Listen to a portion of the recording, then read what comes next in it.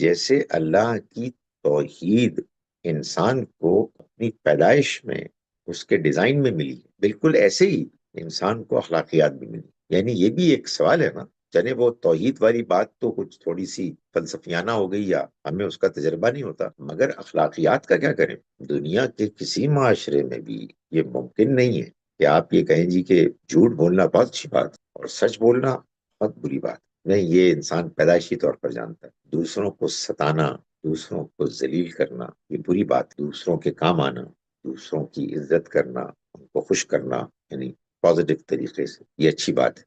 اور نہ جانے کتنی لمبی فہرست ہے ان اچھائیوں اور برائیوں کی جن کو پوری انسانیت جانتی مانتی ہے، سوائے اس کے کہ بعض اوقات انسانی فطرت بگڑ جاتی، تو یہ بھی اس کی ایک مثال ہے۔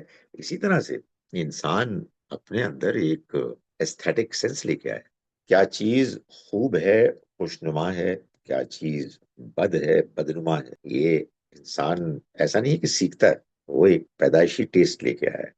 تو یہ چیزیں وہ ہیں کہ جو انسان کے اندر اس کی شخصیت فطرت میں پیوست ہیں۔ اس میں سے توحید کے بارے میں اللہ تعالیٰ نے یہ بتا دیا کہ یہ انسان کو اس لیے اس کی اپریسیشن حاصل ہے کہ اس کے پیچھے ایک واقعہ ہوا تھا۔ تو بھائی جب واقعہ اللہ تعالیٰ نے بتا دیا تو ہم نے مان لیا، اس لیے نہیں کہ ہم آنکھیں بند کر کے ہر بات مان، اس لیے کہ اس کا نتیجہ ہمارے سامنے موجود ہے۔ یہ نتیجہ کیوں ہوا، یہ کیسے ممکن ہوا؟ جب اس کی اطلاع مل گئی تو بس بات ٹھیک ہو گئی، ٹیلی ہو گئی، اس میں انکار کی کوئی وجہ ہی نہیں۔